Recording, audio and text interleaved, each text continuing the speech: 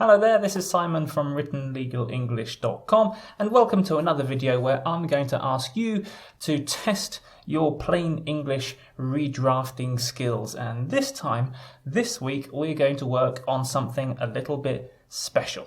But before I show you what the text is, I just want to tell you about my content that I put out every single week. So on Tuesday today, I put out a text for you to think about how you would redraft that in a plain English way. On Wednesday, I put out a short video from my short video course about how you can improve your professional English writing skills.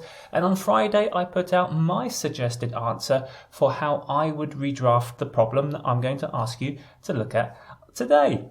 And if you want to make sure you catch all of my content, then make sure you subscribe on YouTube, like me on Facebook, connect to me on LinkedIn, or join me and support me on my Patreon page, where you're going to get access to a lot of other material as well.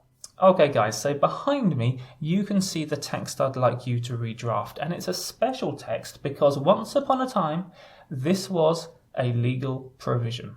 It has now been replaced by a plainer English draft of the same provision.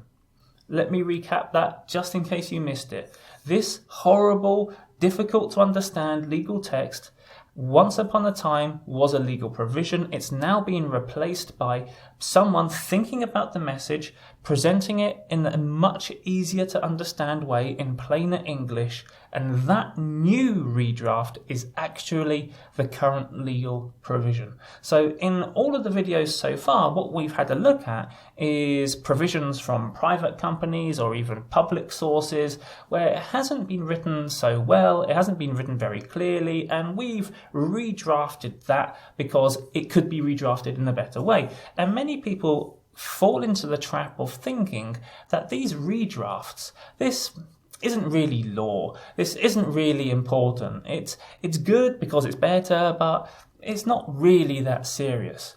In this video, and indeed in the video on Friday, when I actually show you how this is redrafted, what the new provision looks like, I aim to show you guys that plain English redrafts are being done to legislation, that the old legislation is being superseded by rewritten, easier to understand, plainer English alternatives, and it's making a big difference. So I really want to open your eyes up to the fact that this is happening in legislation. It's not just happening with Adobe, it's not just happening with Google, it's not just happening with many different other organizations around the world, it's actually happening to legislation as well. So think about that text from the point of view of tabulation.